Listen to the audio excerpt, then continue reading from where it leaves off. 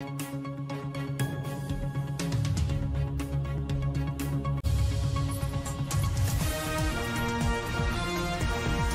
a dobrý den, dneska se pustíme na tenký led.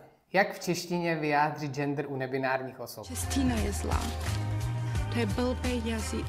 V češtině podle slovesa jasně poznáme, jestli se jedná o muže nebo ženu. On chodil, ona chodila.